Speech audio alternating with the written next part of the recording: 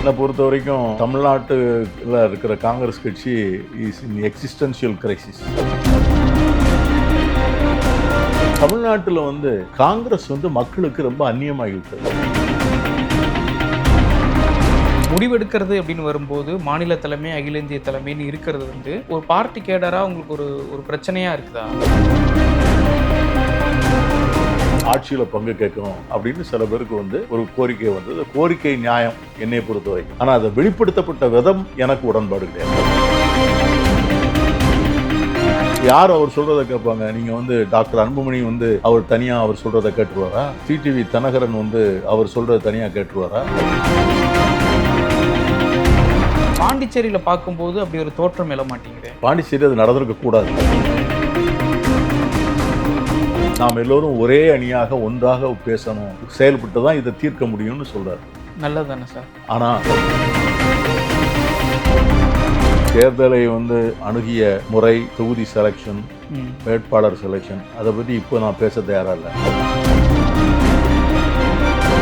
திமுக பாஜகவை காட்டி ஏமாத்துதுன்னு தாவேகா தலைவர் விஜய் சொல்றாரு.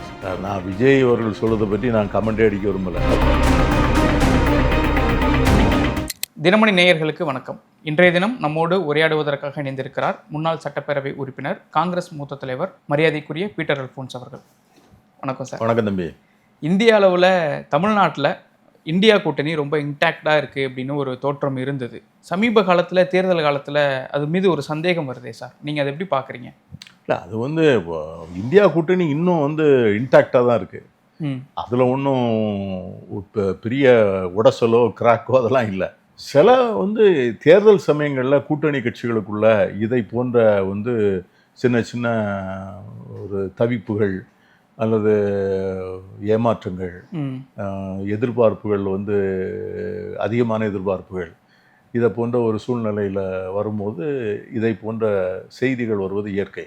ஆனால் ஒன்ஸ் எல்லாம் முடிஞ்சு when all the coins are spread on the board, the game will start.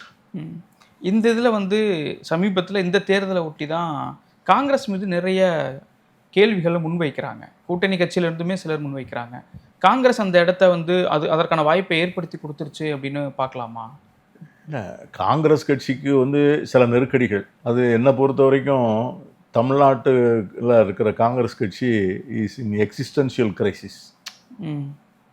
நீண்ட நாட்களாக இந்த கட்சியினுடைய வாக்கு வங்கி சரிந்து சரிந்து சரிந்து சரிந்து இப்போ ஒரு ஒரு ஒரு ஒரு மிக மோசமான நிலைக்கு அந்த கட்சியினுடைய வாக்கு வங்கி விட்டதாக காங்கிரஸ் கட்சிக்குள்ளே இருக்கிற எங்களை போன்றவர்களுக்கெல்லாம் ஒரு கவலை இருக்கு.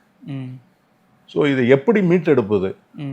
காங்கிரஸ் கட்சியினுடைய இழந்த செல்வாக்கை, அதனுடைய இழந்த வாக்கு வங்கிகளை, பெருந்தலைவர் காமராஜர் அவர்கள் ஆட்சியில் இருக்கின்ற போது காங்கிரஸ் கட்சி அவருடைய தலைமையில் செயல்படுகின்ற போது ஸ்தாபன காங்கிரஸ் என்று சொல்லக்கூடிய அந்த கட்சியாக இருந்தாலும் சரி தான், 47 விழுக்காடு அவங்ககிட்ட வாக்கு இருந்தது.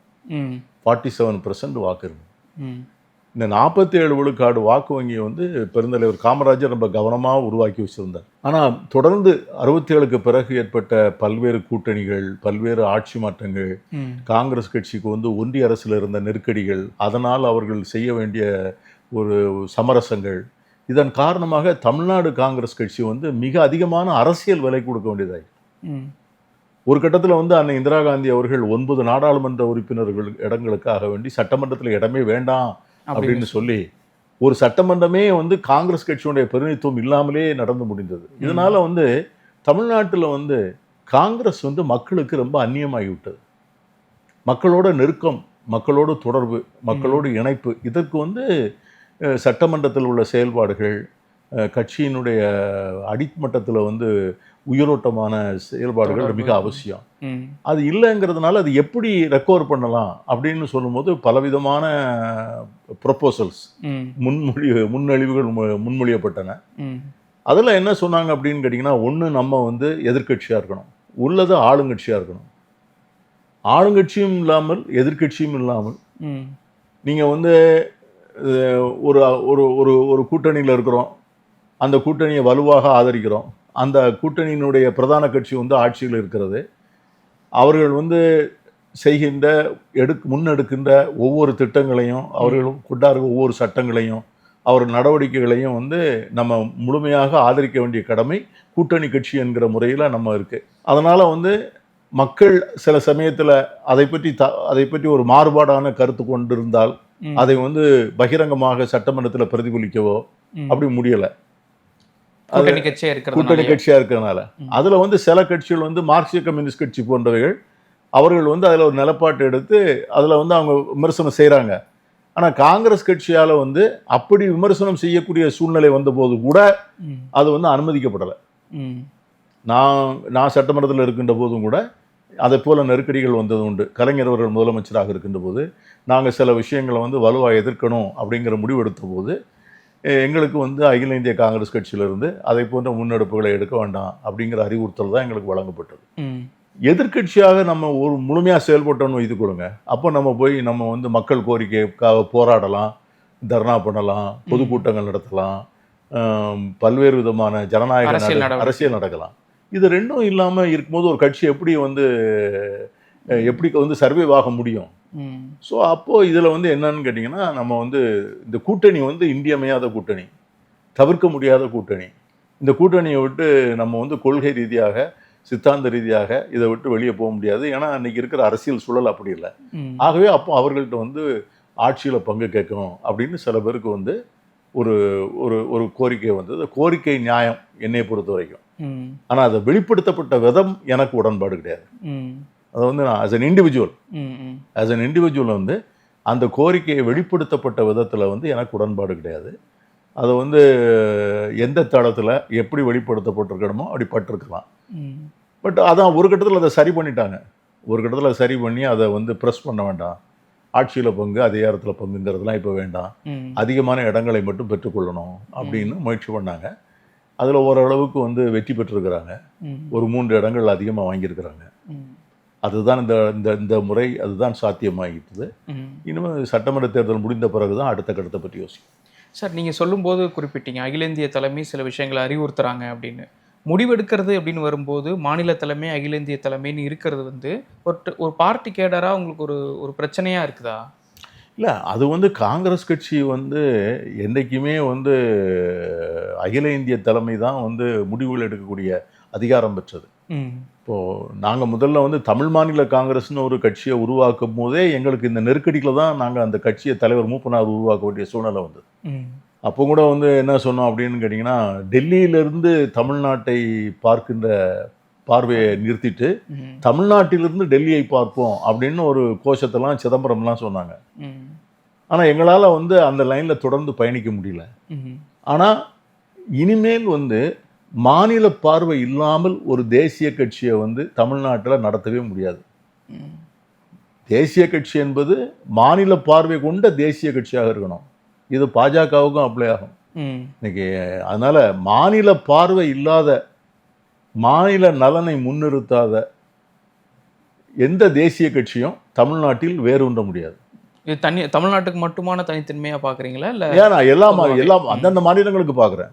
இப்போ தேசியம்னாலே வந்து பாத்தீங்கன்னா, இப்போ வட இந்திய மாநிலங்களுக்கு அந்த வேறுபாடே இல்லை. அவங்களுக்கு வந்து மாநில பார்வையும் தேசிய பார்வையும் ஒண்ணுதான். ஆனா நம்மை போல இந்தி பேசாத மாநிலங்களுக்கு தான் அதை போன்ற பிரச்சனைகள் இருக்கிறது. ஆகவே நம்மை போன்ற மாநிலங்கள் வந்து நம்முடைய இப்போ அதுவும் வரக்கூடிய தேர்தலுக்கு பிறகு வரக்கூடிய சிச்சுவேஷன் வந்து நம்ம இதுவரை சுதந்திர இந்தியாவில் இதுவரை நம்மை போன்ற மாநிலங்கள் சந்தித்தராத ஒரு நெருக்கடிக்கு நம்ம தள்ளப்பட போகிறோம். பாராளுமன்றத்தினுடைய எண்ணிக்கை வந்து 833 இடங்களாக போகிறது. இனி ஜஸ்ட் இமேஜின் 833 பேரை கூப்பிட்டு உட்கார வைத்து ஒரு நாடாளுமன்றத்தை எப்படி நடத்த முடியும்? ஒரு வகுப்பறையில் 40 மாணவர்கள் சொன்ன பேச்சு கேட்குற குழந்தைகளை வைத்துக்கொண்டே ஒரு ஆசிரியரால் நடத்த முடியல. 833 பேர் எல்லோரும் வந்து அரசியல்வாதிகள், பல்வேறு அரசியல் கட்சிகளை சேர்ந்தவர்கள், பல்வேறு மாநில பின்புலங்களிலிருந்து வருகின்றவர்கள், பல்வேறு மொழிகள் ஆளுமை உள்ளவர்கள். இவர்களை வந்து ஒரு சபாநாயகர் வந்து வைத்து பாராளுமன்றத்தை வந்து ஒரு விவாத மண்டபமாக நடத்தணுங்கிறதே கற்பனைக்கும் கூட எட்டாத விஷயம் அது. ஆனால் அதை செய்ய போகிறாங்க. ஏன் செய்ய போகிறாங்கன்னா, நம்முடைய ப்ரெசன்ஸ், பொலிட்டிக்கல் ப்ரெசன்ஸை வந்து பார்லமெண்ட்டில் டோட்டலாக நீர்த்து போக செய்கிறதுக்கு தான் அது ஒரே வழி. ஏன்னா அவங்க வந்து எல்லாம் ஒரே குரல்ல வந்து 180 சீட்டு வந்து இங்கே வந்துடும், 150 சீட்டு வந்துடும், யூபியில 150 சீட்டு வந்துடும். ஸோ அவங்களுக்குலாம் வந்து அப்போ இந்தியாவினுடைய வருவாயை கொண்டு போய் 3 மாநிலங்களில் கொட்டி இந்தியா முழுவதும் வசூலிக்கின்ற வருவாய் வரி வசூல் எல்லாத்தையும் 3-4 மாநிலங்களிலே கொட்டி அந்த மாநிலங்களிலே வெற்றி பெற்று விட்டால் அதற்கு பிறகு கேட்பாரும் கிடையாது, அங்கே வந்து தட்டி கேட்கிறதுக்கு ஆளும் இருக்காது.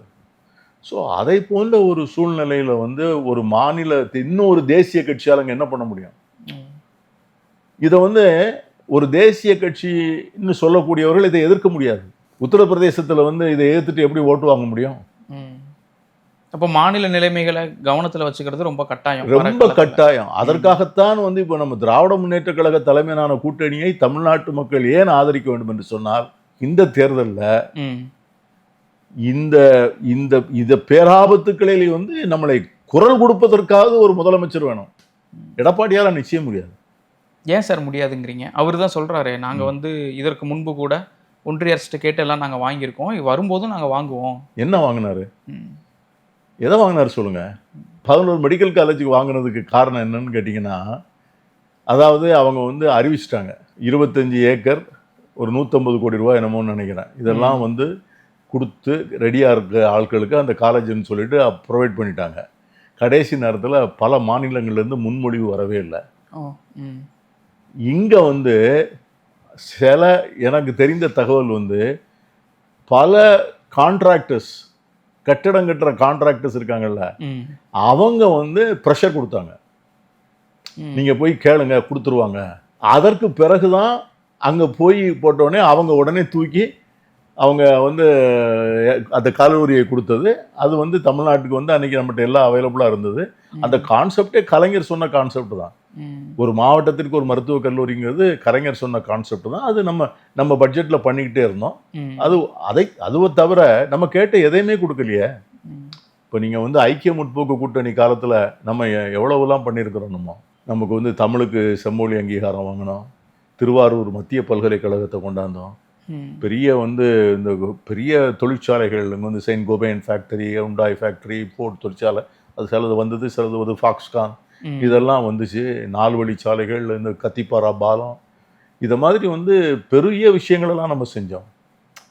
ஆனால் அதை போன்ற ஒரு லிவரேஜ் வந்து அவருக்கு இருந்தது. ரெண்டாவது, அவர் அந்த தன்னிடமிருந்த நாடாளுமன்ற உறுப்பினர்களை வந்து அவர் வைத்து ஏதாவது வந்து மிக முக்கியமான காலகட்டத்தில் ஓட்டு போட்டால் தான் வந்து சர்வே ஆகுங்கிற நிலைமையில கூட அந்த எடப்பாடி பழனிசாமி அந்த லெவரேஜை வந்து பயன்படுத்திக்கலையே.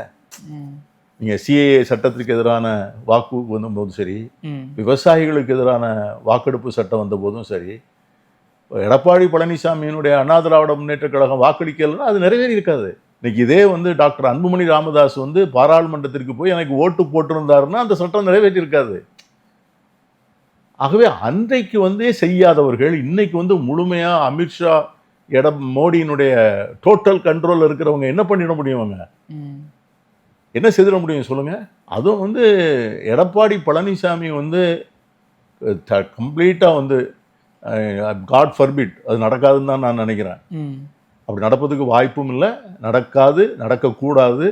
ஆனால் for the sake of argument அப்படி ஒரு கட்டத்தில் வந்து அவர் முதலமைச்சராக வந்தார்னா பேக் சீட் டிரைவிங் தான் நடக்கும். ஒரு பெரிய குரூப் உள்ளே உட்காந்து கண்ட்ரோல் பண்ணுவாங்க. நீங்கள் வந்து யார் அவர் சொல்கிறத கேட்பாங்க? நீங்கள் வந்து டாக்டர் அன்புமணி வந்து அவர் தனியாக அவர் சொல்கிறத கேட்டுருவாரா? டிடிவி தினகரன் வந்து அவர் சொல்கிறத தனியாக கேட்டுருவாரா? அவங்கள இன்னைக்கு ஒரே மேடையில் உட்காந்து அறிவிப்பெல்லாம் கொடுக்க ஒரே மேடையில் உட்காரலாம். நாளைக்கு போஸ்ட் எலெக்ஷன் சீனரியோ அமித்ஷா சொல்கிறபடி ஓட்டு போடுவாங்களா அல்லது எடப்பாடி சொல்கிறபடி ஓட்டு போடுவாங்களா? ஒரு விஷயம் வருதுன்னு வச்சிங்களேன், ஒரு முக்கியமான ஒரு இது அப்பாயின்மெண்ட்ஸே வந்து டெல்லியில் தான் நடக்கும். சீஃப் செக்ரட்டரி யாரு, ஹோம் செக்ரட்டரி யாரு, டிஜிபி யாரு, இதெல்லாம் வந்து கிளியரன்ஸ்லாம் வந்து அமித்ஷாட்டிருந்து தான் வரணும். அப்போ அமித்ஷாவினுடைய தயவில் தான் அந்த அரசாங்கம் நடக்கும்.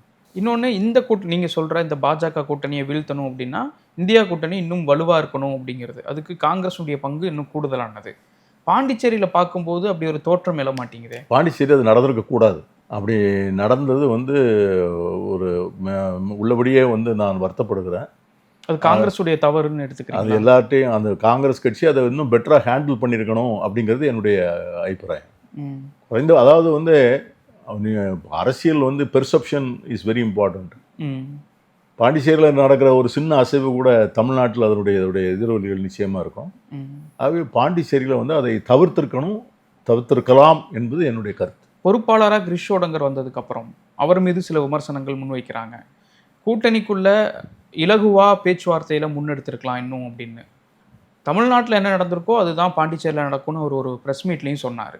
பாண்டிச்சேரியில் வந்து அவருக்கு இன்னும் கொஞ்சம் சரியாக நடந்திருக்கலாம், இல்லை பொறுப்பாளர் வந்து கவனக்குறைவாக இருந்திருக்காரு நான் வந்து இந்த அப்படின்னு எடுத்துக்கிறீங்களா? தேர்தலை வந்து அணுகிய முறை, ம். தொகுதி செலெக்ஷன், ம். வேட்பாளர் செலெக்ஷன் அதை பற்றி இப்போ நான் பேச தயாராக இல்லை. ஓகே. அது வந்து தேர்தல் முடிவுகள் தான் அதை நியாயப்படுத்தும். ம். தேர்தல் முடிவுகள் வந்த பிறகு தான் நான் வந்து அதை பற்றி கருத்து சொல்ல முடியும். ம்.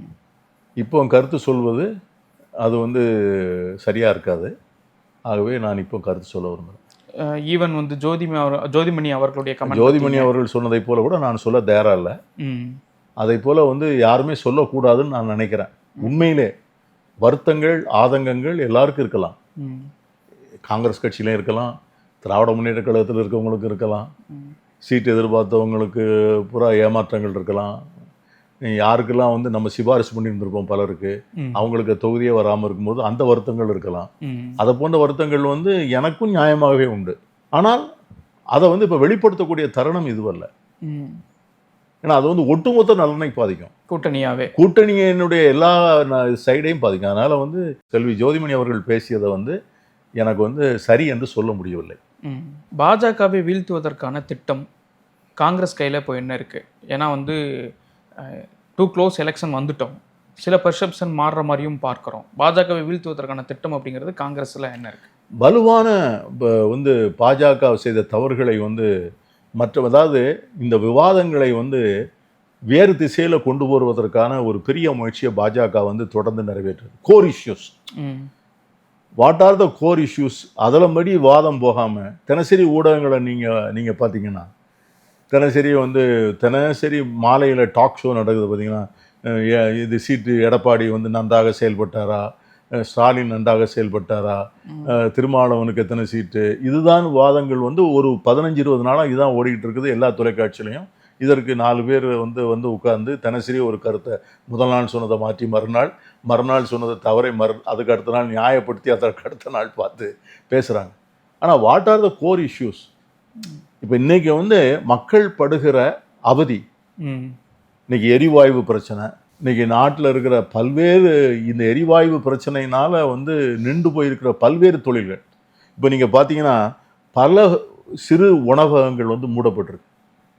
அந்த உணவகங்களுக்கு பின்னால் வந்து எத்தனை தொழிலாளர்கள் இருக்கிறார்கள், எத்தனை வந்து அதனுடைய நடத்தி கொண்டு இருக்கின்ற குடும்பங்கள் இருக்கின்றன.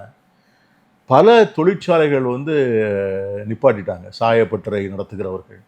அதே மாதிரி டெக்ஸ்டைல் இண்டஸ்ட்ரியில், காலனி, தோல் தொழிற்சாலைகள், இதெல்லாம் வந்து எல்லாமே வந்து இந்த எரிபொருளை நம்பி தான் இருக்குது. இதற்கு என்ன காரணம்? இதுக்கு தகுந்த முன் தயாரிப்பு இல்லையா? என்ன இதற்கு யார் பொறுப்பெடுப்பது? இப்போ இன்றைக்கு வந்து பிரதமர் வந்து பேசுகிறார், எல்லோரும் வந்து நாடு முழுவதும் முதலமைச்சர்கள்ட்ட பேசும்போது நாம் எல்லோரும் ஒரே அணியாக ஒன்றாக பேசணும், செயல்பட்டு தான் இதை தீர்க்க முடியும்னு சொல்கிறார். நல்லதானே சார்? ஆனால் இந்த பிரதமர் 5 நாளைக்கு முன்னால் பெங்காலில் போய் என்ன சொன்னார், மேற்கு வங்கத்தில் போய் என்ன சொன்னார்? மேற்கு வங்க மாநிலத்தை வந்து இந்துக்களை சிறுபான்மையராக ஆக்குவதற்கு ஒரு பெரிய முயற்சி நடக்கிறது. பிரதமர் பேசலாமா இதை? பிரதமர் எந்த தரவுகளின் அடிப்படையில் பேசுகிறார்? இன்றைக்கு வந்து வெஸ்ட் பெங்காலில் வந்து இந்துக்களுடைய சதவீதம் வந்து அதே 82% தான் இருந்துகிட்டு இருக்குது. உங்கள் அஸ்ஸாமில் வந்து உங்களுடைய முதலமைச்சர் வந்து ஒரு துப்பாக்கியை நோக்கி வச்சு ஒரு இஸ்லாமியர்களை குறி வச்சு சுடுற மாதிரி அந்த வீடியோ, அந்த போஸ்டிங்கை யார் போடுறா? உங்கள் அஃபிஷியல் வெப்சைட்டே போடுது. அப்புறம் தேசம் முழுவதும் ஒன்றுபட்டு இருக்கணுங்கிறது எப்படி இருக்கும்? நீங்கள் வந்து அதனால் நம்முடைய பிரதமர் வந்து இன்றைக்கி வந்து சும்மா வந்து இன்றைக்கி தினசரி டிவியை பார்த்தீங்கன்னா 14 ரூபா டீசலுக்கு, டீசலுக்கு 14 ரூபா குறைச்சாச்சு, பெட்ரோலுக்கு 10 ரூபா குறைச்சாச்சு, அதை ஏதோ சொல்லி தினசரி. அது வந்து இது எக்ஸைஸ் டியூட்டி மேல இல்லை, எக்ஸைஸ் டியூட்டியை குறைக்கலை, எக்ஸைஸ் டியூட்டி மேலே விதிக்கப்பட்ட சர்சார்ஜை குறைச்சிருக்கிறார். 2014 மன்மோகன் சிங் அரசாங்கம் விதித்த வரி என்ன, இன்னைக்கு மோடி பெட்ரோல் பொருட்கள் மீது விதிக்கிற வரி என்ன? மன்மோகன் சிங் விரிச்ச எக்ஸைஸ் வரிகளை விட ஏறக்குறைய 150 மடங்கு அதிகம் இந்த வரி, 150 மடங்கு அதிக வரி. அப்போ கோர் இஷ்யூஸ் வந்து பேசுறதே இல்லைங்கிறீங்க. கோர் இஷ்யூவை பேசல. இன்னைக்கு நாட்டில் இருக்கிற அன்எம்ப்ளாய்மெண்ட் ப்ராப்ளம், இன்னைக்கு இருக்கிற வந்து ஒரு தேசம் முழுவதும் இருக்கிற பதட்டம், தேசம் முழுவதும் இருக்கிற வன்முறை. சரி, இந்த போதைப் பொருள்னு என்ன தமிழ்நாட்டில் மட்டும்தான் இருக்குதா? போதைப் பொருள் எங்கேருந்து வருது? போதைப் பொருள் வருகிற துறைமுகமே வந்து குஜராத் துறைமுகத்தில் தானே வருகிறது. அந்த குஜராத் துறைமுகத்தை வந்து யார் கண்ட்ரோலில் வச்சுருக்கா? ஏன்னா இந்த பொருள், இங்கே இருக்கிற போதைப் பொருள் எதுவுமே வந்து இந்தியாவில் தயாரிப்பதல்ல. இது கம்ப்ளீட்டாக வந்து வெளிநாடுகள்ல தான் வருகிறது. வெளிநாட்டிலிருந்து உள்ளே வருவதை வந்து யார் தடுப்பது? யாருக்கு அந்த அதிகாரம் இருக்குது? இந்த மாதிரி இஷ்யூவை நம்ம வந்து வலுவாக பேசி, மோடியினுடைய ஃபெயிலியர், ரெண்டாவது மாநிலங்களுக்கு கொடுக்க வேண்டிய பணத்தை கொடுக்க மாட்டேங்கிறார்ல. இப்போ நமக்கு வந்து இன்னைக்கு வர வேண்டிய நிதியை வந்து எவ்வளவு நிதி வரணும்? கல்விக்கான நிதி, இன்னும் இந்த குடிநீர் இணைப்புக்குள்ள அது ஜல் என்னமோ சொல்கிறாங்களே, அந்த ஸ்கீமுக்குள்ள கூட பணம் கூட 3000 கோடி கிட்ட வரணும் அப்படின்னு சொல்கிறாங்க. அப்போது இதை வந்து நீங்கள் இந்த அரசாங்கத்தை வைத்துக்கொண்டு நீங்கள் என்ன செய்வீங்க? சார், புதுசாக நாங்கள் வந்தோம்னா இதெல்லாம் நாங்கள் வாங்கிடுவோம், திமுக வந்து பாஜகவை காட்டி ஏமாத்துதுன்னு தாவேகா தலைவர் விஜய் சொல்கிறாரே சார். சார், நான் விஜய் அவர்கள் சொல்றதை பற்றி நான் கமெண்டே அடிக்க விரும்பலை. எதனா சார்? ஏன்னா அவருக்கு வந்து என்ன இஷ்யூவை பற்றி என்ன புரிதல் இருக்கு அவருக்கு? அவர் வந்து இன்னைக்கு வந்து இப்போ அவருக்கு வந்து இப்போ இந்த பாராளுமன்றத்தில் எண்ணிக்கை கூட்டுறாங்களா, அதை பற்றி அவர் என்ன சொல்கிறாரு? அது வந்து எந்த வகையில் வந்து தமிழ்நாட்டு நலனை பாதிக்கும்னு அவர் பேச தயாராக இருக்கார் அவர்? நீங்கள் அது நான் என்ன சொல்கிறேன், பணம் ஒன்றிய அரசுக்கும் மாநில அரசுக்கும் இடையில வரி வருவாயை வந்து நாம் பங்கிட்டு கொள்வது வந்து ஆட்சியில் இருக்கிற அரசியல் கட்சிகள் சம்பந்தப்பட்ட விஷயமா என்ன? எந்த கட்சி ஆட்சியில் இருந்தாலும் சட்டப்படி, நியாயப்படி, அரசியல் சாசன சட்டம் என்ன சொல்கிறதோ, இந்த ஃபைனான்ஸ் கமிஷன் என்ன அதைப்படி தான் நம்ம பிரிக்கணும். அதில் ஏன் நீ பாக்கி வைக்கிறீங்க? இந்த செஸ்ஸும் சர்சார்ஜும் இதுக்கு முன்னால் ஏதாவது ஒரு எமர்ஜென்சி, ஒரு பெரிய யுத்தம் வந்துருச்சு, ஒரு பெரிய நேஷனல் டிசாஸ்டர், பேரழிவு, இயற்கை பேச்சர் இது வந்துருச்சு, அதுக்கு வந்து போடுவாங்க, வசூல் பண்ணுவாங்க. அதில் வந்து மாநில அரசுகள் பங்கு கேட்க முடியாது. இப்போ மோடி அவர்கள் வந்த பிறகு இந்த வரி வசூலிப்பதற்கு ஈக்குவலாக அந்த செஸ்ன்னு போட்டு வசூல் பண்ணிக்கிறார். இப்போ நீங்கள் நம்முடைய பெட்ரோல் வரியிலே வந்து ஒரு 15, 20, 25 ரூபா வந்து செஸ்ஸு தான். அதிலலாம் மாநில அரசுகளுக்கு பங்கே கிடையாது. நான் என்ன சொல்கிறேன், எதுக்காக வேண்டி எங்களுக்கு வந்து நீ வந்து ஒரு விமான நிலையத்துக்கு வந்து அனுமதி கொடுக்க மாட்டேங்கிற? நீ அதே சமயத்தில் உத்தரப்பிரதேசத்தில் எத்தனை இன்டர்நேஷ்னல் ஏர்போர்ட்டுக்கு அனுமதி கொடுக்குற? ஏன் வந்து ஒசூரில் வந்து நமக்கு ஒரு ஏர்போர்ட்டுக்கு வந்து அனுமதி கொடுத்தான்னா? ஸோ ஏன் வந்து கீழடி அறிக்கையை வெளியிட மாட்டேங்கிறீங்க? இதுக்கெல்லாம் வந்து விஜய் என்ன சொல்ல போகிறாரு? இதெல்லாம் இவங்க வந்தோடனே வாங்கிடுவாங்களா அவங்க? சொல்ல, இட்ஸ் ஆல் கொஸ்டின்ஸ். நிறைவான கேள்வி சார், இந்த தேர்தல் மக்கள் என்ன மாதிரியான முடிவு கொடுக்க போகிறாங்க, நீங்கள் என்ன எக்ஸ்பெக்ட் பண்ணுறீங்க சார்? உண்மையிலே பார்த்தீங்கன்னா அதாவது இப்போ நம்முடைய புள்ளி விவரங்கள் என்பதே இல்லை. ஒன்றிய அரசு கொடுத்த புள்ளி விவரங்களை வைத்து தான் நம்ம வந்து இந்த அரசினுடைய செயல்பாட்டை வந்து நம்ம எடை போடுகிறோம்.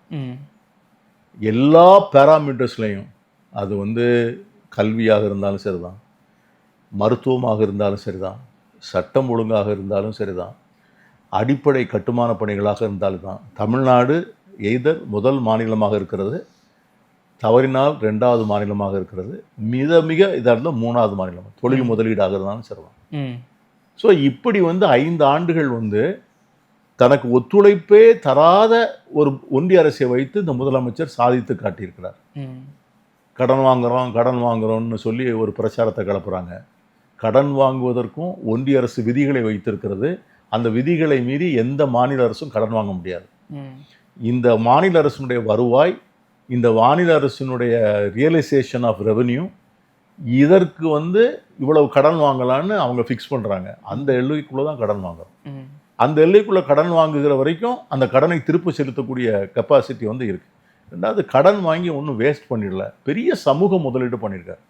நீங்கள் தமிழ்நாட்டில் கடந்த 3-4 ஆண்டுகளில் அடித்தட்டு மக்களுக்கு செய்திருக்கிற சமூக முதலீடு இருக்குல்ல, அது ஒரு சப்தமில்லாத சமூக புரட்சி. நீங்கள் பெண்களுக்கு மாதம் 1000 ரூபாய் என்பது கொச்சைப்படுத்தப்பட்டு ஒரு கீழ்த்தரமாக விமர்சிக்கப்படுகிறதை ஒழிய, அது சமூகத்திலே செய்கிற மாற்றமும் ஒரு தனிப்பட்ட பெண்ணினுடைய வாழ்க்கையிலே அது ஏற்படுத்தி இருக்கிற மிகப்பெரிய ஒரு தன்னம்பிக்கை, முன்னேற்றம், இது நிச்சயமாக பாராட்டப்படக்கூடிய ஒன்று. ரெண்டாவது, அந்த பணம் உடனே சுழற்சிக்கு வருகிறது, மார்க்கெட்டுக்கு வருது. அதனால் வியாபாரம் பெறுகிறது, தொழில் வளர்கிறது. ஆனால் அதே நேரத்தில் நீங்கள் லட்சம் கோடியை ஆயிரக்கணக்கான கோடிகளை ஒரு கார்ப்பரேட்டு கொடுப்பதுனால அது என்றைக்குமே ஒரு சுழற்சிக்கு வரலை. அது முழுவதும் வேஸ்ட்டாக தான் போச்சு. ஆகவே நல்ல நிர்வாகத்தை முதலமைச்சர் கொடுத்துருக்கிறார். திட்டங்கள் போகாத வீடுகளே இல்லை, பயன்பெறாத தமிழர்களே இல்லை. அதனால் நிச்சயமாக இந்த அணி வெற்றி பெறும். தேர்தல் முடிஞ்ச பிறகு நாம் சொல்வது உண்மை என்று வழங்கும். மிக்க நன்றி சார், உங்கள் நேரத்துக்கும் கருத்துக்கும். தேங்க்யூ.